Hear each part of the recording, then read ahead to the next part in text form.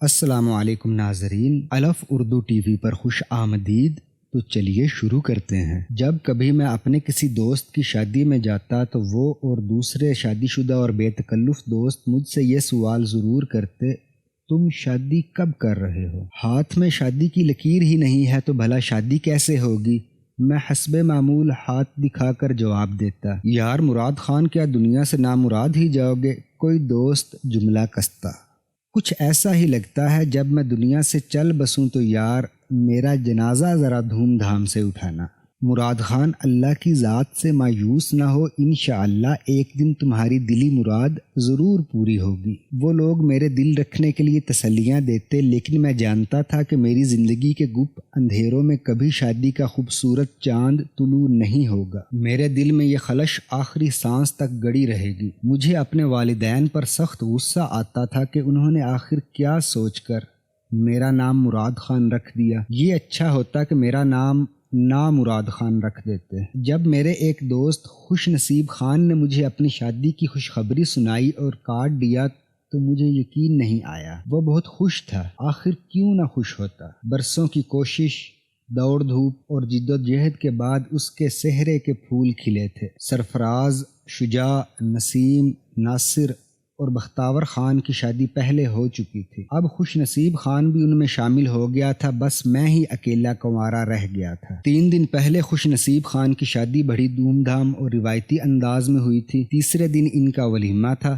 میں اس کی بارات میں شامل نہ ہو سکا کہ کمپنی والوں نے مجھے ایک ضروری کام سے حیدرآباد بھیج دیا تھا۔ ولیمہ کے کھانے سے قبل میں نے اپنے دوستوں سے تجسس سے دریافت کیا، خوش نصیب خان کی بیوی کیسی ہے؟ دوست بولے، یار وہ بیوی کے معاملے میں بڑا خوش نصیب واقع ہوا ہے۔ شادی والے دن اس کی بیوی کو اسٹیج پر دیکھا تھا، وہ اپنی سہیلیوں کے ساتھ بیٹھی چہک رہی تھی۔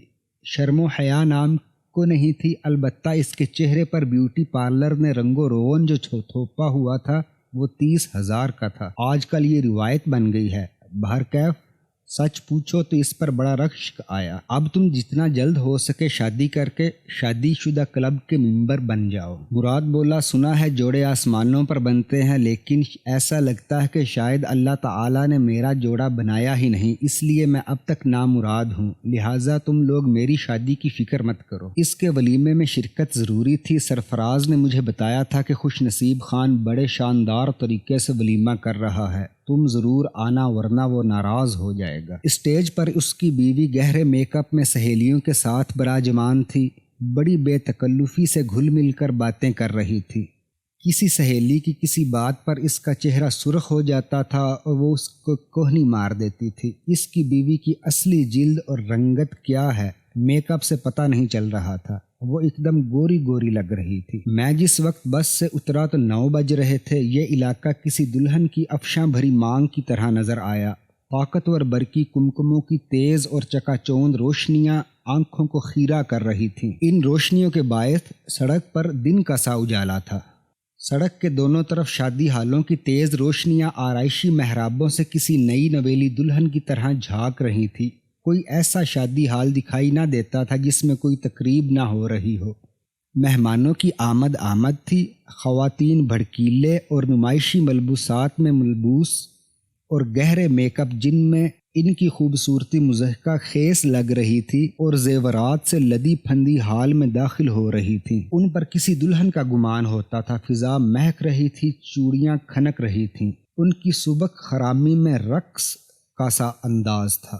میں اس ہال کی طرف بڑھا جس میں خوش نصیب خان کا ولیمہ تھا۔ ہال کے دروازے پر گلے میں پھولوں کا خوبصورت ہار ڈالے اپنے خاندان کے ساتھ کھڑا وہ مہمانوں کا والہانہ استقبال کر رہا تھا۔ میں نے گرم جوشی سے اس سے بغل گیر ہوتے ہوئے مبارکباد دی اور پوچھا کہ کیا تمام دوست آ گئے؟ نہیں یار، اس نے جواب دیا۔ حیرت ہے، میں نے اپنی دستی گھڑی میں وقت دیکھتے ہوئے کہا، 9:20 ہو رہے ہیں۔ تو چونکہ غیر شادی شدہ ہے اس لیے یہ بات کہہ رہا ہے۔ وہ معنی خیز انداز سے مسکرایا۔ ان کی بیویاں سنگھار کر رہی ہوں گی یا بیوٹی پارلر سے تیار ہو کر گھر نہیں آئی ہوں گی۔ بیویوں کے غلام دیر سے ہی حال پہنچیں گے۔ میں اس کی بات سن کر اس کے ساتھ ہی کھڑا ہو گیا۔ اندر بیٹھ کر بور ہی ہوتا۔ یہاں مفت کی تفریح ہو رہی تھی۔ جو لڑکیاں اور عورتیں آ رہی تھیں ان پر شباب، گداز شاخ گل جیسے بدن طرح طرح کے پرفیوم سے مہک رہے تھے۔ میں یہ سب نمائش دیکھتا اس سے باتیں کیے جا رہا تھا۔ میں نے اس کے چہرے کی دمک اور آنکھوں کی چمک سے محسوس کیا کہ وہ بہت خوش ہے۔ میں نے کبھی بھی کسی بھی خوشی کے موقع پر اسے اتنا خوش اور سرشار نہیں دیکھا تھا۔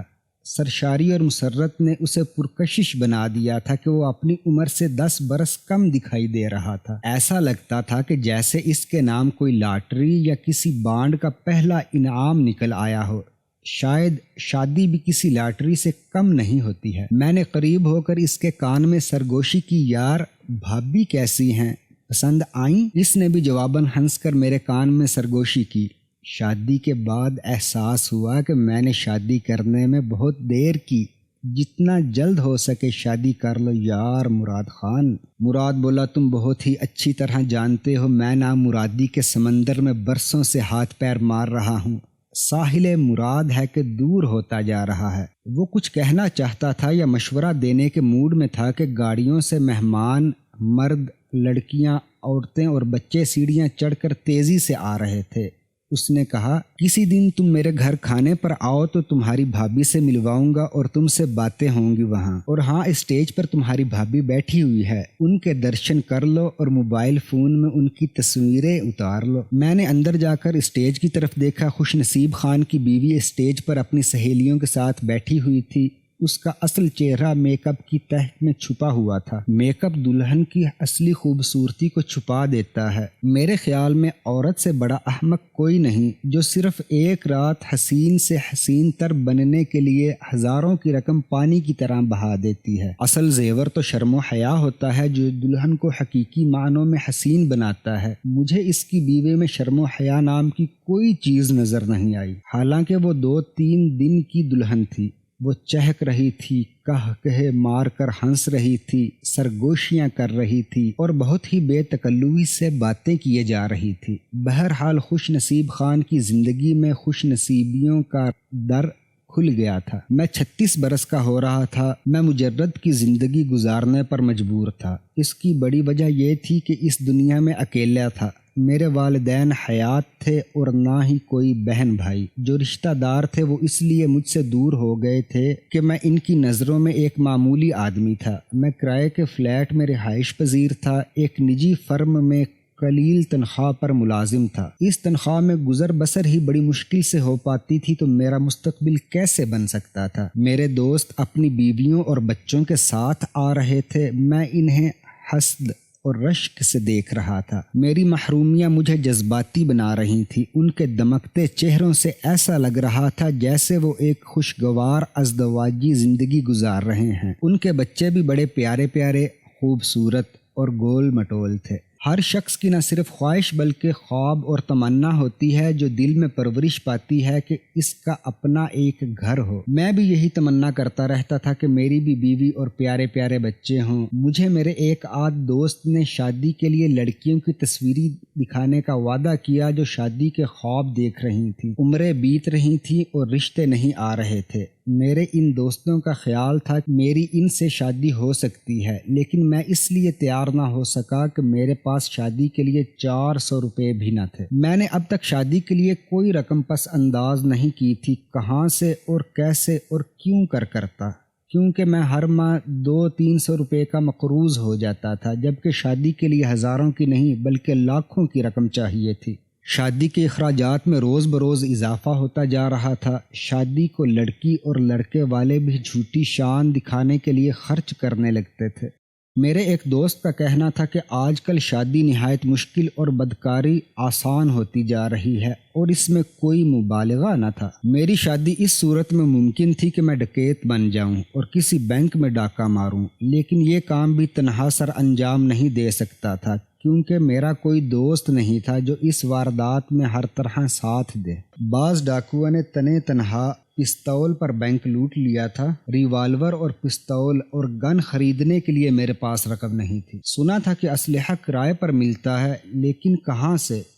اس کا علم میرے فرشتوں کو بھی نہیں تھا۔ ایک اور صورت بھی تھی کہ دفتر میں کوئی ایسا غبن اور فراڈ کروں کہ لاکھوں کا مالک بن جاؤں، لیکن اس کے لیے جتنی ہمت، ذہانت اور ہوشیاری کی ضرورت تھی وہ مجھ میں نہیں تھی۔ پھر مجھے وہ بات یاد آ جاتی کہ آج شادی مشکل سے مشکل تر اور بدکاری آسان سے آسان تر ہے۔ میں کسی کی بیٹی کو گھر لا کر بھوکا مارنا نہیں چاہتا تھا۔ جب میں کسی جوڑے کو دیکھتا جو ایک دوسرے کو محبت بھری نظروں اور خود سپردگی سے دیکھتا اور دل آویز مسکراہٹ ہونٹوں پر سجائے گزرتا تو میرے دل پر احساس محرومی قیامت بن کر گزر جاتی اور میرے سینے میں سرد آہوں کا غبار نیزے کی آنی کی طرح گھس جاتا۔ میں نے دل میں فیصلہ کر لیا تھا کہ اگر میں شادی کروں گا تو کسی حسین و جمیل اور رشک کمر لڑکی سے، ورنہ پھر سدا کنوارا رہوں گا اور کنوارا ہی دنیا سے رخصت ہو جاؤں گا۔ کسی عام لڑکی سے شادی کرنے سے زندگی خوابناک ہونے سے رہی۔ میں ایک دوست کے ساتھ باتیں کرتا،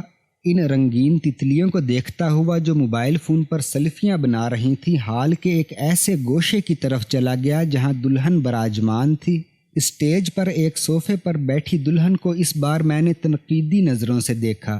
وہ 18-19 برس سے زیادہ دکھائی نہیں دیتی تھی۔ وہ چھریرے اور متناسب بدن کی تھی، سرخ غرارے میں وہ عجیب بہار دکھا رہی تھی۔ خوش نصیب خان عمر میں مجھ سے 1-2 برس ہی بڑا ہوگا۔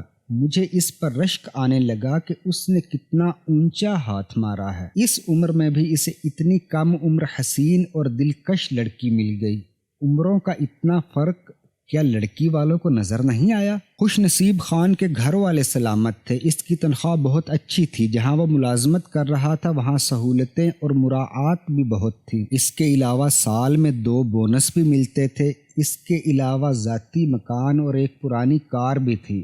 لڑکی والوں نے یہ سب کچھ دیکھ کر اس لیے اتنی پیاری اور کم عمر لڑکی دے دی تھی۔ حال میں کسی حسین خواب کا سا منظر تھا، تیز روشنیوں میں حسین چہروں، پرکشش ملبوسات کا ٹھاٹھے مارتا سمندر موجزن تھا۔ باتوں کا شور، کہے مترنم ہنسی اور شوخیاں فضا کا حصہ بن گئی تھی۔ کسی کی اٹھان اور سراپا میں ایسی پھبت اور قیامتیں کہ دل پر بجلی سے گرتی تھی۔ ایسا لگ رہا تھا جیسے یہ سب گندم کی پکی ہوئی فصلیں ہوں اور ان میں لہریں پیدا ہو رہی ہوں۔ میرا دوست خوش نصیب خان کی بیوی کو قریب سے دیکھنا اور موبائل فون میں عکس بند کرنا چاہتا تھا۔ اس نے جب دلہن کی عکس بندی کر لی تو ہم اسٹیج سے ہٹ کر مردوں کے حصے میں آ گئے۔ کھانے میں چونکہ دیر تھی اور اس کا بچہ بھوک سے بلبلا رہا تھا، اس لیے وہ اسے چپس دلانے ہال سے باہر لے گیا تو میں ایک طرف بیٹھ گیا۔ اس وقت مجھے احساس محرومی نے بے حد جذباتی اور رنجیدہ بنا دیا تھا۔ میں ایک بے جان شے کی طرح بیٹھا رہا، ان لڑکیوں اور عورتوں کو دیکھتا رہا جو بنی سنوری چہکتی تھرکتی اور صبح خرامی سے حال میں داخل ہو رہی تھی۔ ایسا لگتا تھا کہ یہ شادی کی تقریب نہیں بلکہ مقابلہ حسن ہو رہا ہو۔ میری حالت اس شخص کی سی تھی جو آنکھوں سے دیکھنے کی بجائے پورے جسم سے محسوس کر رہا ہو، جیسے اس کا ہر جسم مسام آنکھ بن گیا ہو۔ مجھے اپنی نامرادی پر رونا آ گیا تھا۔ میں سوچ رہا تھا کہ کیا میری زندگی میں کوئی عورت نہیں آئے گی اور میں نامراد ہی دنیا سے چلا جاؤں گا۔ میرے برابر والی کرسی پر کوئی آ کر بیٹھا، لیکن میں نے اس کی طرف کوئی توجہ اس لیے نہیں دی کہ میں عورتوں کی بے حجابی کی نمائش دیکھ رہا تھا۔ میں ایک نئے شادی شدہ جوڑے کو دیکھنے میں محو ہو گیا جو اس شادی کی تقریب میں شرکت کرنے آیا تھا۔ مرد بھدا اور درمیانے قد قامت کا تھا۔ اس کے برعکس اس کی بیوی متناسب بدن کی بے حد پرکشش عورت تھی۔ اس کی رنگت گوری تھی، کوئی جوڑ نہیں تھا، لیکن اس کی نوجوان اور حسین بیوی اس کے ساتھ یوں خوش دکھائی دیتی تھی جیسے وہ اس کا شوہر نہ ہو بلکہ بانڈ میں نکلا ہوا پہلا انعام ہو۔ میں نے اپنی ران پر اچانک دباؤ محسوس کیا۔ کہاں کھو گئے ہو میرے دوست؟ کیا میک اپ زدہ پریاں دیکھ رہے ہو؟ میں نے چونک کر دائیں طرف دیکھا تو برابر والی کرسی پر رشید بیٹھا میری طرف مسکرا کے دیکھ رہا تھا۔ بدماش، یہ تم ہو؟ میں نے اس کے سینے پر ایک مکہ مارا۔ وہ کالج میں میرا ہم جماعت رہ چکا تھا، ہم دونوں آپس میں بڑے گہرے اور بے تکلف دوست بھی تھے۔ اس نے کبھی پڑھائی میں کوئی دلچسپی نہیں لی تھی، نامی جماعت سے لے کر انٹر تک نقل کر کے پاس ہوتا رہا۔ اس کے بعد ہم دونوں نے اپنے مسائل اور وسائل نہ ہونے کے سبب تعلیم ترک کر دی۔ اس میں کوئی شک نہیں کہ وہ ذہین اور ہوشیار بھی تھا، نقل کرنے کے لیے جس عقل کی ضرورت ہوتی ہے وہ اس میں موجود تھی۔ آج میری اس سے کوئی 3 برس کے عرصے کے بعد ملاقات ہو رہی تھی۔ 3 برس پہلے اس نے ایک گرلز کالج کے سامنے دہی چاٹ چھولے کا ٹھیلا لگایا ہوا تھا۔ میں نے اس سے اس کی وجہ پوچھی تو اس نے ہنس کر بتایا کہ وہ حسینوں کی خدمت کر رہا ہے۔ پھر 6 ماہ بعد اس نے دہی چاٹ چھولے بیچنا بند کر دیا کیونکہ اس کا جی حسن و شباب کے دیدار سے بھر گیا تھا۔ پھر مجھے اس کی ایک دوست نذیر نے بتایا کہ شام کے وقت اخبار اور رسالے بیچنا شروع کر دیے ہیں۔ اس کی 2 خوبصورت بیویاں اور 4 بچے تھے۔ دونوں بیویاں ایک ہی گھر میں رہتی تھیں اور ملازمت بھی کرتی تھیں اور اس ناکارہ اور غیر ذمہ دار شخص کو پال رہی تھیں اور دل و جان سے اس کی خدمت بھی کر رہی تھیں۔ سب سے زیادہ حیرت اور ناقابل یقین یہ بات تھی کہ ایک نیام میں 2 تلواریں رہ رہی تھیں اور آپس میں لڑتی جھگڑتی بھی نہیں تھیں۔ اس سے بہت محبت کرتی تھی۔ اس کی وجہ یہ تھی کہ وہ انتہائی چرپ زبان تھا۔ اسے دوسروں کو شیشے میں اتارنے کا فن آتا تھا۔ میں بولا، ابے ڈبل والے تو زندہ ہو؟ اسے دیکھ کر میری شوخی عود آئی۔ میں اب تک تمہاری 3 برسیاں منا چکا ہوں۔ یار تم جانتے ہو کہ میں ایک سیلانی آدمی ہوں، اس لیے ملاقاتوں کے لیے فرصت اور وقت نہیں ملتا۔ ویسے میں تمہیں 3 مہینے سے تلاش کر رہا ہوں۔ میں تمہارے مکان پر گیا تھا جس میں کالج کے زمانے میں تم اپنے والد کے ساتھ رہتے تھے۔ پڑوسیوں نے بتایا کہ تمہارے والد کے انتقال کے 1 مہینے کے بعد مالک مکان نے تم سے مکان خالی کرا لیا تھا۔ تمہارے دفتر کا نام پتہ معلوم نہ ہو سکا ورنہ میں تمہیں وہیں آ کر ملتا۔ وہ ایک ہی سانس میں بول گیا۔ تم مجھے کس خوشی میں تلاش کر رہے تھے؟ میں نے تعجب سے پوچھا۔ کسی مسجد کے لیے چندے کی ضرورت تو نہیں تھی؟ 6 مہینے تک یہ کاروبار بھی کر کے دیکھ لیا، اس نے ہنستے ہوئے جواب دیا۔ بڑا منافع بخش کاروبار تھا۔ میں نے مسجد کی آڑ میں بہت چندہ وصول کیا۔ پیارے ناظرین، مراد خان کی بامرادی اور نامرادی کا بقیہ حصہ اگلی ویڈیو میں۔ ہمارے چینل الف اردو ٹی وی کو سبسکرائب کر کے اپنی رائے یا کسی مشورے سے ہمیں کومنٹ باکس میں ضرور آگاہ کیجیے گا۔ Thank you.